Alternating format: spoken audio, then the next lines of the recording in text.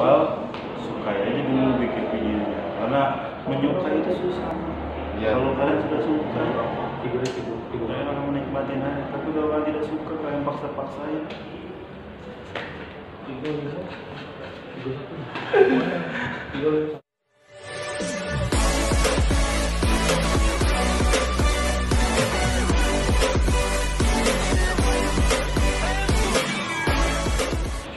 Halo guys, kembali lagi bersama saya Dian Azhari di channel YouTube Studio Azhari. Salam komandan.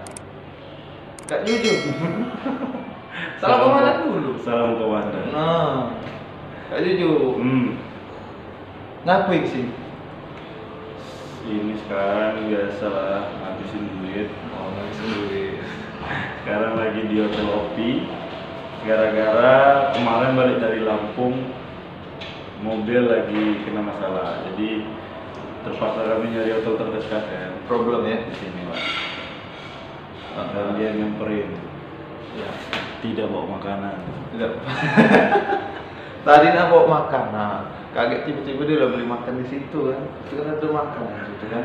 Tapi kalau datang kami masih gelap gulita, ngorok. Kan aku ngomong jam 7. Boleh, tapi dia on time tuh, boleh lah dia. Jam 7. Oke, kau ngapain nih ngerekam ini ya? Di sini saya ingin membahas masalah YouTuber pemula. Apa itu? YouTuber pemula tuh gimana nih? Tanggapan sebagai yang sudah lama menjadi YouTube atau Menjadi YouTube aku ya. bukan menjadi YouTube? Kamu menjadi Facebook. Menjadi Facebook. Yang sudah menjadi content creator disebut. Bagaimana tanggapannya Bang? Untuk para ya, YouTuber. pastinya kan kalau yang pemula, senior, junior itu sebenarnya hanya istilah. Jadi wajar pasti ada yang namanya pemula. Pasti karena pemula kan karena dia baru mulai. Kadang orang yang baru mulai di YouTube, tapi bisa jadi dia sudah senior di bidang-bidang yang lain. Ya. Nah, jadi kadang makanya aku nggak suka dengan kata-kata pemula.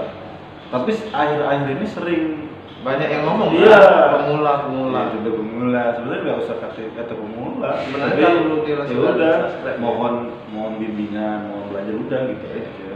Karena bisa jadi dia tadi sebenarnya itu bukan pemula, tapi udah senior, cuman baru mulai di YouTube-nya. Iya. Jadi kalau setelah tanggapan aku ya sebenarnya jangan pakai kata pemula sih, tidak perlu.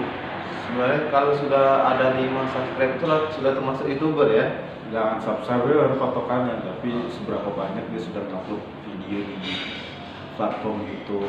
Tapi dia sudah ya jadi YouTuber, tinggal konsisten nggak upload.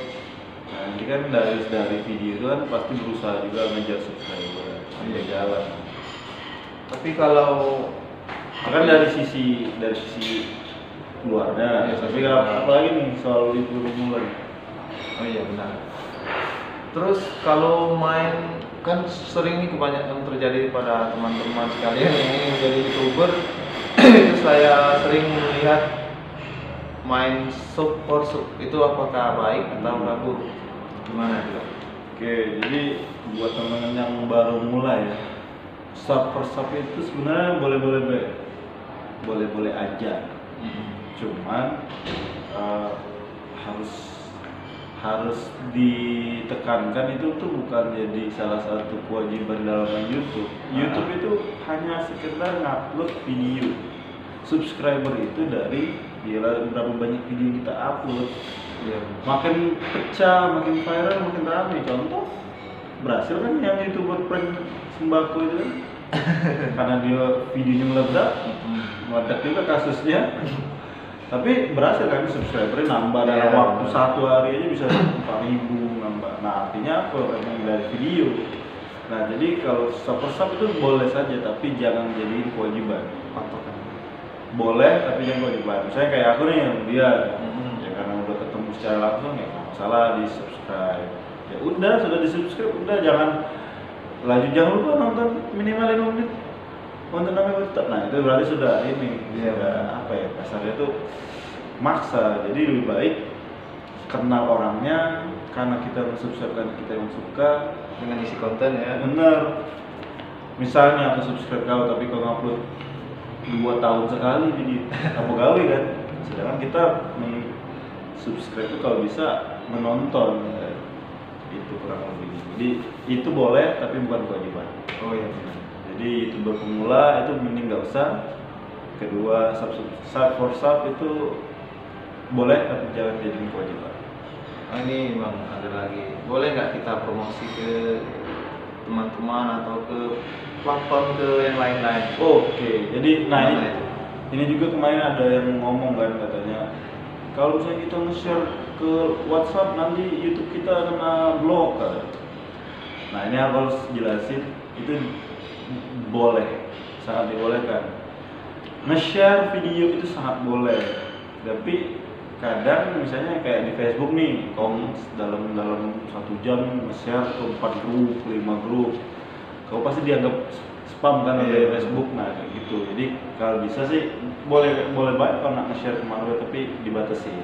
Misalnya kau bahas konten badminton, ya udah share baik ke grup komunitas YouTuber, ke grup penyuka badminton, itu cukup. Gak usah kau nge-share ke OLX kayak yang dilakukan oleh si YouTuber prank sampah isi kurban ke OLX, ke komunitas jual beli ya. jual beli itu kan kelihatannya kalau itu nyari namo ya, viewers. Dari situ aja sih sebenarnya kita udah bisa nilai.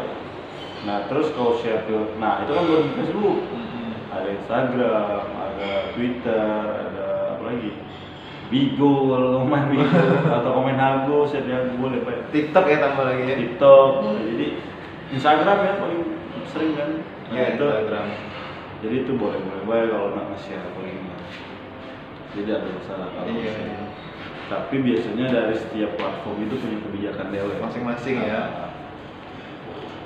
Tapi kalau masalah untuk kita menjadi YouTube itu apakah harus uploadnya sebasingan atau diedit dulu atau gimana Bang? Misal supaya penonton tuh menarik menonton dari konten kita yang kita buat di YouTube itu.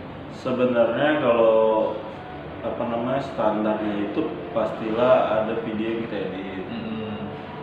Edit itu kan dalam artian gini, video itu panjang, kau kurangi, kau tambahi, itu aja. Ngedit itu hanya menambah atau mengurangi atau mengubah. Nah itu sudah termasuk ngedit. Jadi kalau misalnya kau potong dari yang tadi durasi 4 menit, kau potong jadi 3 menit, berarti kau sudah mengedit. Iya. Nah terus boleh nggak kalau tidak diedit? Ya boleh.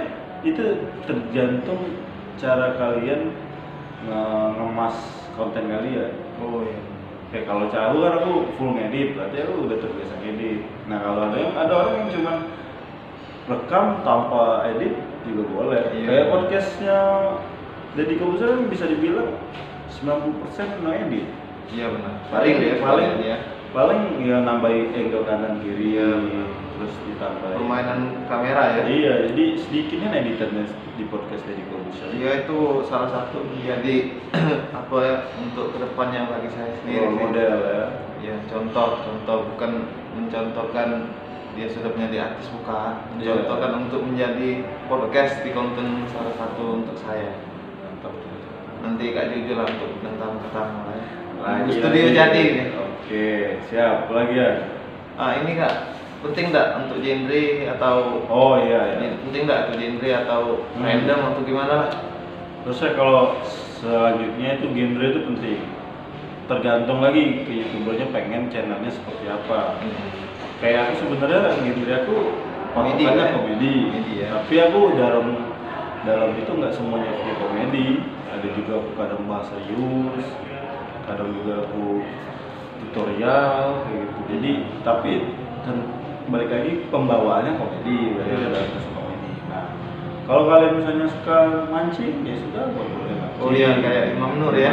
Imam Nur. Terus satu lagi yang suka masak-masak buat konten masak-masak. Ya jika anda ya kan nggak masalah. Jadi kalau bisa sih makin banyak genre makin bagus. Iya sih. Karena jadi makin beragam. Seperti kayak kata si Skinny kan, makin banyak genre Indonesia makin bagus. Makin bagus. Misalnya kayak aku bikin konten pakai bahasa Palembang, ada orang Lombok bikin konten pakai bahasa Lombok, ada orang Manado bikin bahasa Manado, Linggau, Morenin.